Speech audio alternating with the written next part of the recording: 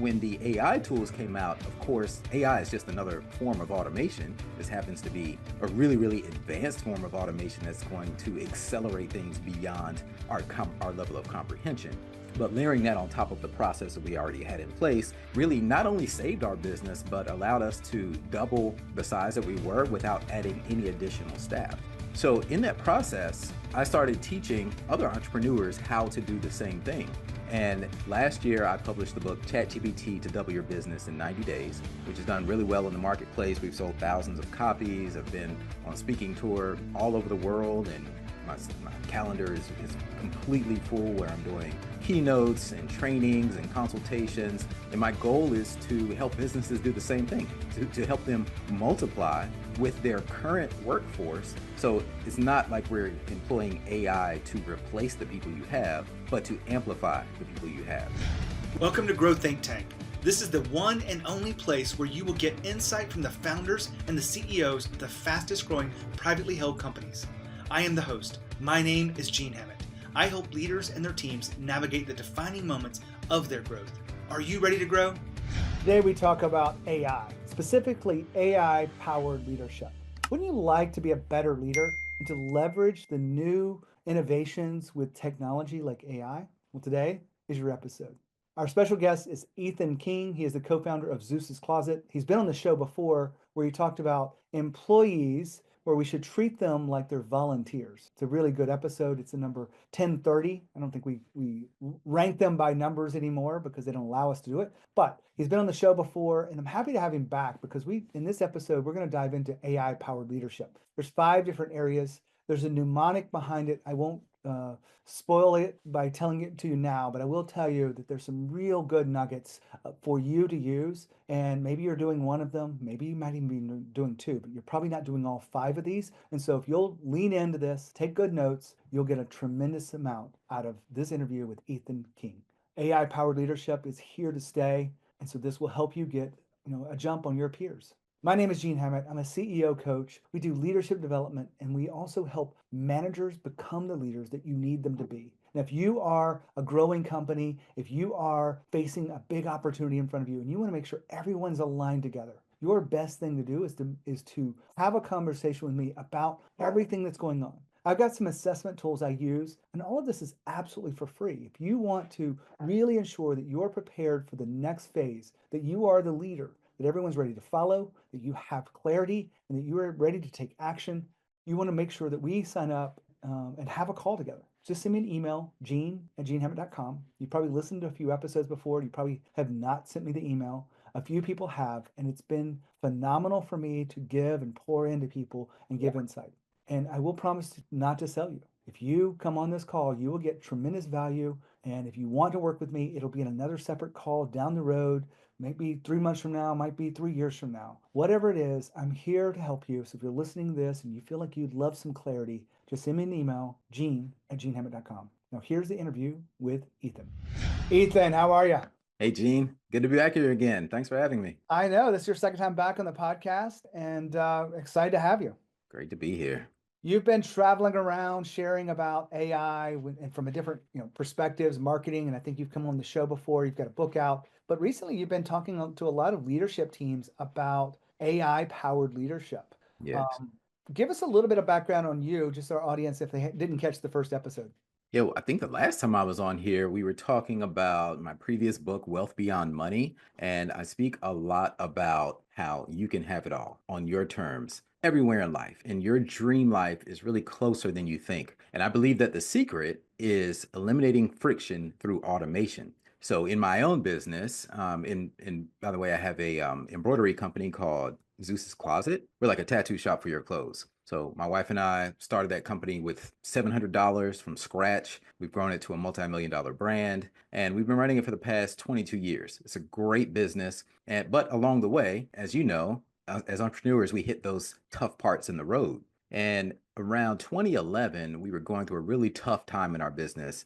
So much, in fact, that we thought we were going to lose it all. We were fighting this nasty legal battle with a previous vendor of ours, and our backs were against the wall. And I had to learn how to do more with less, which is, as I'm sure a lot of your listeners can identify with, we have to do that. in business, especially when we're going through tough seasons where we have to scale back on our resources, but we can't scale back on our business. If we have a growth mindset, we want to keep moving forward. So I learned how to do marketing automation. Now, mind you, Gene, I'm not a tech guy by background. I was an art major in college. Like I literally wanted to be an artist, like drawing and painting. That's what I wanted to do as my career. So here I am back against the wall. I go to a 3-day workshop. I learned how to do marketing automation through in doing like sequencing my emails and drip campaigns so that they flow out. Then I learned how to automate our social media. And this was over a decade ago. So I'm not new to this. But when the AI tools came out, of course, AI is just another form of automation. This happens to be a really, really advanced form of automation that's going to accelerate things beyond our level of comprehension. But layering that on top of the process that we already had in place really not only saved our business, but allowed us to double the size that we were without adding any additional staff. So in that process, I started teaching other entrepreneurs how to do the same thing. And last year, I published the book ChatGPT to Double Your Business in 90 Days, which has done really well in the marketplace. We've sold thousands of copies. I've been on a speaking tour all over the world, and my calendar is completely full where I'm doing keynotes and trainings and consultations. And my goal is to help businesses do the same thing, to help them multiply with their current workforce. So it's not like we're employing AI to replace the people you have, but to amplify the people you have. Imagine if you could double, triple, or even 10x the output of every person on your team. Imagine the rate at which you could grow. So that's what we're doing now. And I usually speak to entrepreneur groups, EO, YPO, that type of thing. I'm usually speaking directly to the business owners and a key staff member, usually someone from the marketing department or a COO or something like that. And I've recently been hired by larger companies to come and teach their leadership teams how to lead with AI, how to have an innovation first mindset so that they can pass that down throughout the entire company from top to bottom. And that's what brings us here today as we're talking about AI powered leadership. That's a perfect background because it shows your experience with your own businesses and how you applied it, and then the evolution from just normal automation to now AI powered automation. And I saw your speech; it was fantastic, extremely action driven. And I try to keep my finger on the pulse, but your leaps are beyond me. So let's dive into the AI powered leadership. Where do you think we should start? Well, with leadership, we have to start with vision. And we know that in our company, because if people don't see you going somewhere, they don't know where you're going, how can they follow you? So you not only need to set a vision, but you need to repeat that vision over and over and over again. When you get sick of hearing it, when your team gets sick of hearing it, you're sick of saying it, that's when you know it's really starting to settle in, right? Someone said that. I can't remember the exact quote, but that's how you know it's really starting to sink in, when people are just tired of hearing the vision over and over again. But we need to do that because it needs to be ingrained into the fabric of the company from top to bottom. So how do we do that? How do we leverage AI to do that? Well, first of all, very basically, fire up ChatGPT. And the first thing you need to do is program your ChatGPT or your Claude, whatever your LLM of choice is, you need to train it how to speak in your own brand voice, because we don't want to use AI right out of the box unedited. Because the reason why is because everyone can tell when you do that. You've probably been on LinkedIn before and you've read someone's post and you're like, oh, I can tell they use ChatGPT for this, right? Where everything just sounds perfect and it has all title case and it's like unlock the this and the explore and delve and blah blah blah, and it has all these emojis. And how do you feel when you read a post like that? What do you do, Gene? The emoji thing is what clues it off for me. So whenever I do it, I have to like take out the emojis. But Right. I know that people are using it to try to get their message out there, but it gets to be dribble Mm-hmm. and it gets to be too easy to do too much for Right. people, I think. And That's right. so I just think that it still needs to have that personal touch, which you're talking about is really going in and doing the work to build your brand voice with Yes. the custom GPTs. That's exactly right. You need to, at a minimum, go into your ChatGPT custom instructions under your profile, and you'll see some boxes there. Most people, their boxes are empty. They need to be full of a description about you your background, your core beliefs, your values, even like your personal interests and goals in life. The more your AI knows about you, then the better it can serve you. And then there's another box in there where you tell ChatGPT how it should sound. And the way that you program that is first, you go into another chat and you have it analyze some things that you've already said. So I have a prompt for it in my book, but basically you tell ChatGPT, say, hey, I'm going to feed you some excerpts from my writing and speaking, and I want you to analyze these excerpts and create a description of my brand voice, of my writing and speaking style for ChatGPT's custom instructions. So you're telling ChatGPT to write instructions for ChatGPT. You with me? Yep. Then we take that output so that you're going to feed it anything. If you've been on podcasts and you can get a transcript of the podcast and put it in there, videos that you've had, articles that you've written in your authentic brand voice, not AI assisted articles, but things that you have actually written on your own, or social media posts. It's not really so much about the content, it's about how you speak. So once you capture that set of instructions that ChatGPT will give back to you, then you paste that into your custom instructions, and now you can use it, and it will sound more. It'll sound like you. It'll sound unique to you. And there's some advanced things that you can do, but for the sake of time, I won't get into those. But that's the baseline. So now you take the vision, your vision statement for your company, whatever it is. You talk to ChatGPT and you say, I want you to create a concise, easy to remember vision statement that I can share throughout the company so that everyone remembers it. Take that and put it everywhere. Okay, so that's step one, vision. Okay, any questions about that? I love it. I think that I know that we take a little bit longer than concise version, like a 3-page version of that vision, because we want to include different departments and different aspects of what we're doing. And I think you can go either way there, but I follow you. So let's go into step 2.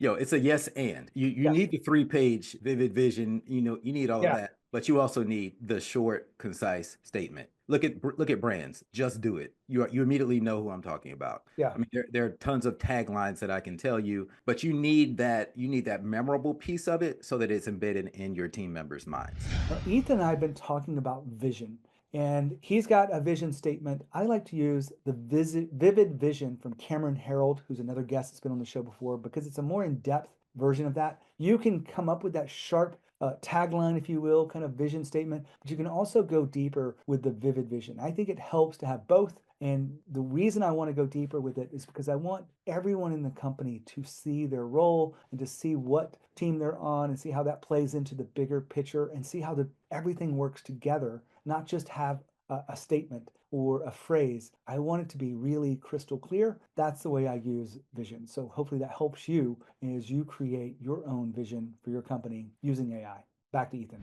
And then the next thing we need to do is innovation. So we need to have an innovation first mindset, and that needs to be distilled throughout the entire company. So how do we create an innovation first mindset? Well, one, there are lots of ways that I go through in the book, but an easy button: take a post-it note, stick it to your laptop, have everyone on your team do this, and that post-it note should simply say, "How can AI help me do this faster?" It's just a constant reminder. Just check with AI first. Ask ChatGPT, hey, this is a recurring task that I have going on. How can I do this faster?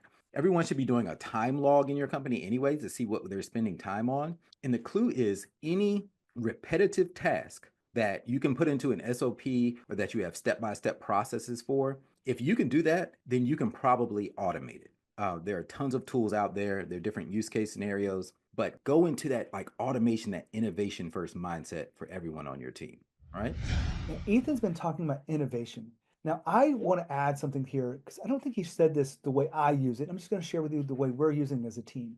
Every couple of weeks, I ask my team to come to me with something that they're using AI to make their job easier or faster or better. And they get to present this to everyone. And I really love for them to play with the tools, sign up for the free versions, maybe even pay the $30 it takes with different tools with video and audio and text. There's different types of tools that are really specific to different types of problems and solutions. And so if you assign them a way to present that, they have to use it, they have to figure out a way to do it kind of succinctly. It really is a good way to bring innovation into your organization. And imagine your sales team sharing with the other people in sales or maybe in the whole company how they're using AI, and everyone's learning from that. Everyone's learning together and they're pushing the boundaries. That's, if you do that on a regular basis, I think it's really powerful. Back to Ethan. We have vision, we have innovation. The next thing you need to do is broadcast it. Most companies suffer from obscurity. You need to be broadcast. You have to let people know that you exist. And here's the thing, the traditional search engines are slowly dying. Google is down, traditional Google search is down by about 26% right now, especially from like Generation X to Generation Z. People are wanting to experience your brand on social media. So that way they can look and feel and almost touch and smell you. They want to see that you're actually alive, that you're real. And when we're not trusting the sponsored links, because now if you go to Google, what do you see? You see like 7 sponsored links before you even get to the organic links. And consumers are savvy now, so we don't trust things. Another reason that search engine traditional search is dying is because people are starting to go to AI first. Why? Because if I search something in AI, I just get the answer. Like there's no BS about it. It just gives me the straight up answer. So whether you're going to Perplexity, which by the way, Perplexity right now is the best AI tool for research because they cite sources and everything's accurate. You have to be careful with ChatGPT. It does still hallucinate. It does make up things from time to time. But Claude also, I think they just, with their latest update, Claude can now search the web. So your brand needs to be positioned so it shows up in AI powered search engines, and it needs to show up. You need to have a strong social media presence because that's where people are finding things. How do you do that? You need to be everywhere with your long form content. Have articles published, not just on your website, but get them published in big publications, Inc., Forbes, even free publications like medium.com, Substack. And I go through in the book, I break down exactly how to do that using AI so that you can be published, have long form articles out there, short form on social media, and you can do it all in just 15 minutes a day. But you need to be everywhere on social media, on blogs, article sites, every day, all at once. That is the key. That's the new era that we're entering when it comes to broadcast. Now, Ethan's talking about broadcast. You may feel like you don't need to be everywhere, and you may not need to be. But if you can use AI to streamline your processes and automation and make things easier, you have gone through a lot of work to put in some content. You have a right hook. A hook is that first 3 seconds that you say to get attention from people. And so you want to make sure that you're doing that really well, but then you can also use AI to create different formats, create different sizes, and use it in different ways. Maybe it's make them shorter and shorter and shorter so that they're just real small clips, or maybe it's to synthesize things into different formats, like from audio or video into a written format that can be posted in different places. So when you get your systems down, if you have a team, you can actually broadcast your message with ease with AI. Back to Ethan. Let me jump in here because one of the things I like about this is, being omnipresent is another word to say that, be everywhere. Yeah. And it's so much easier with AI. I got back some video of the speech I did for you and recently today from my editor. And I said, make sure that you spit it out in the formats that's perfect for the other channels. And it's so easy with AI now. Yes. It literally is automation. You can take a video that was meant to be horizontal and turn it vertical, and you can have it specifically fit the Instagram platform for Reels or LinkedIn. They're 2 different formats, and that's one way we're using it. But I love where you're going with this. What's next? Perfect. The next thing is empathy. So as you know, leaders can't lead without empathy. We need other people, and we have to understand how to communicate with them. I had a friend of mine who's a business owner, but it's funny, we were talking about this beforehand. We all, as business owners, we have our core thing, our art, if you will. No matter if your art is accounting or it's dentistry or it's embroidery, whatever it is. But there are other parts of the business that you have to run. You have to know how to lead people. You have to know how to do finances. You need to know all of this as an entrepreneur, even though you're delegating it. You have to have empathy as a leader. So I had a friend of mine who was very self-aware, and he knows that he's not that empathetic, and he can be kind of a harsh manager when it comes to people. So he had this email where he needed to respond to one of his employees, and he took the email, put it in ChatGPT, asked ChatGPT to come back with a response. ChatGPT gave him a nice response. He copied it, pasted it, and sent the email back to the employee. The employee responds, what do you think that she said? Did you use ChatGPT to write this?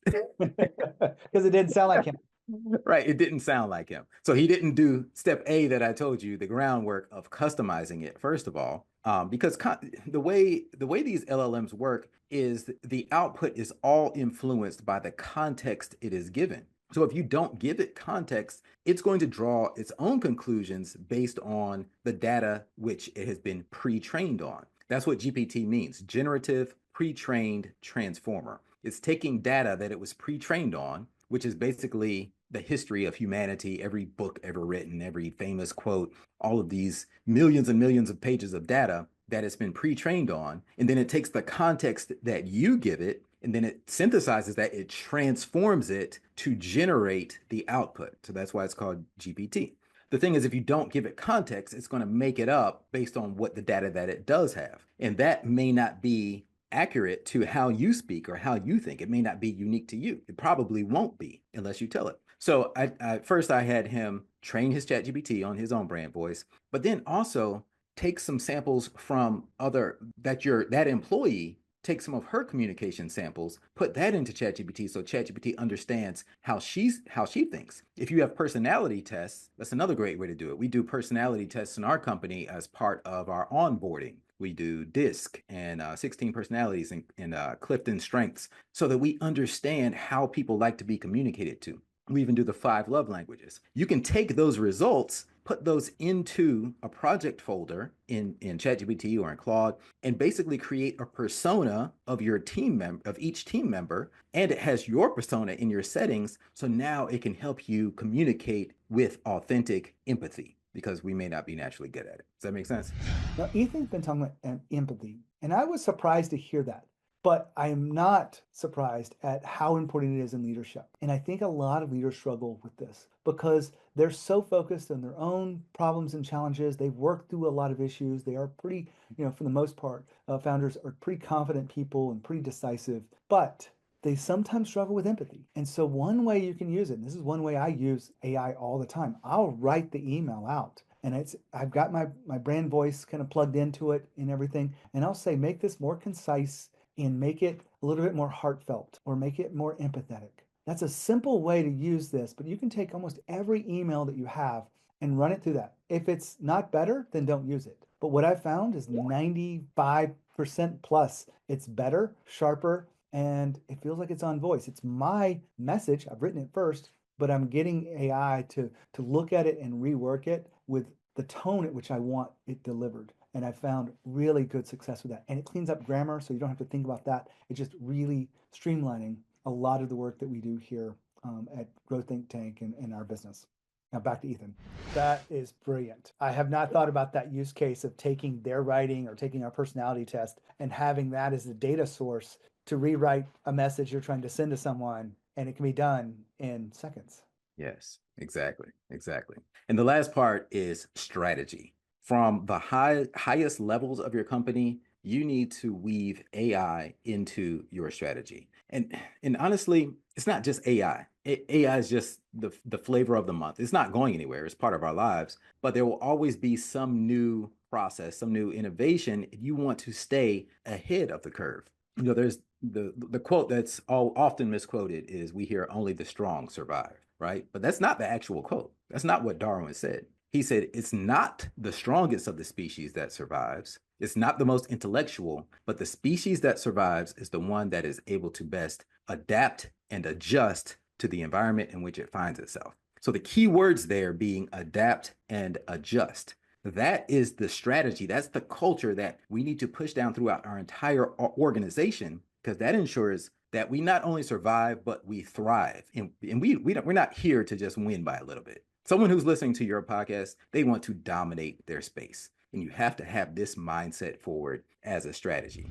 Ethan's been talking about strategy. This wraps up the 5 different elements of AI-powered leadership. And I just wanted to say that strategy of leveraging AI, I don't think is going to go away.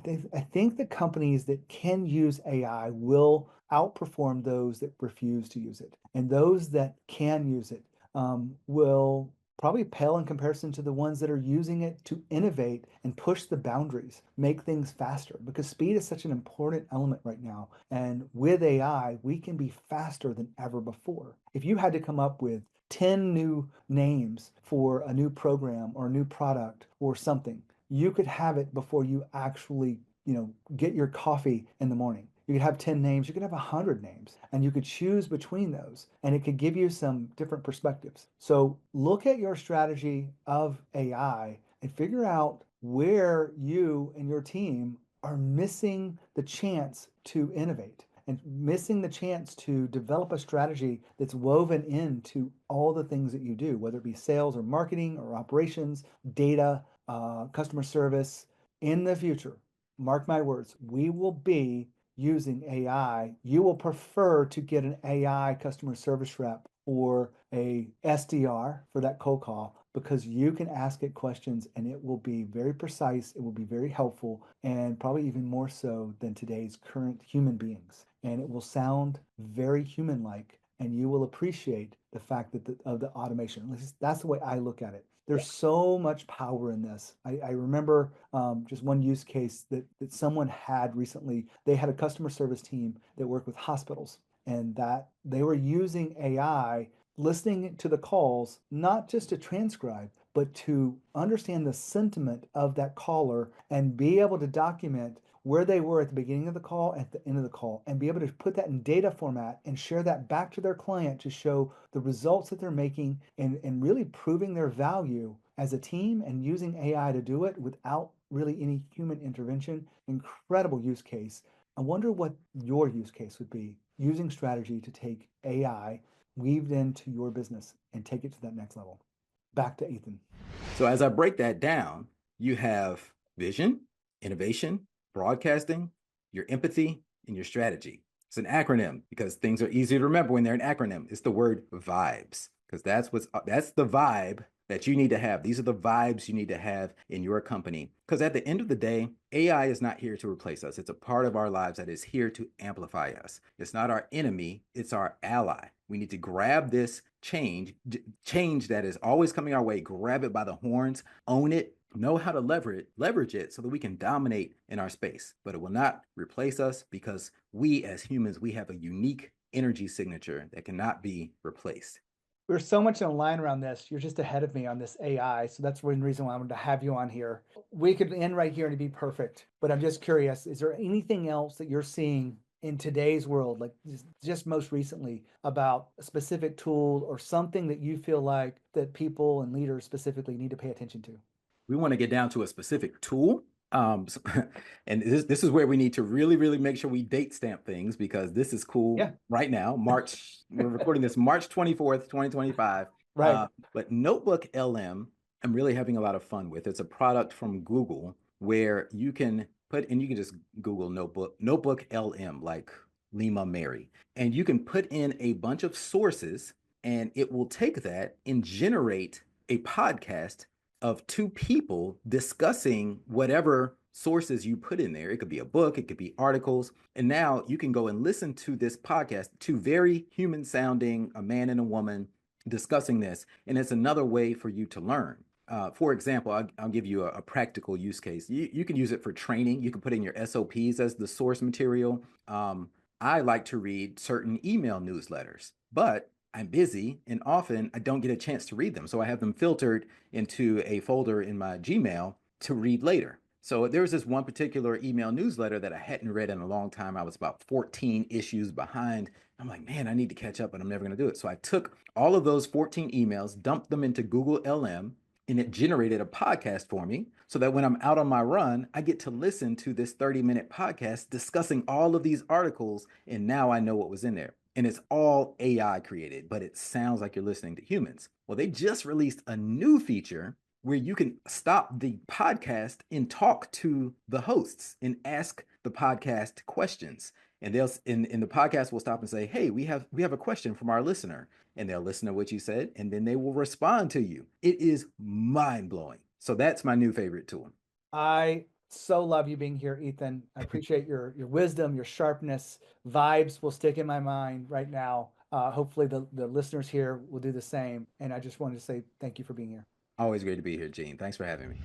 I love this episode because not only am I a big fan of AI, I think it's here to stay. I think it's going to get better and better. But I also believe that the preciseness of his vibes really will help you understand how to apply this in today's world. So I'm not going to recount everything he said, but hopefully you got as much value as I did. There's definitely some things I'm going to try out and change and play with as I want to be a better leader. I want to lead my team to a higher level with more clarity.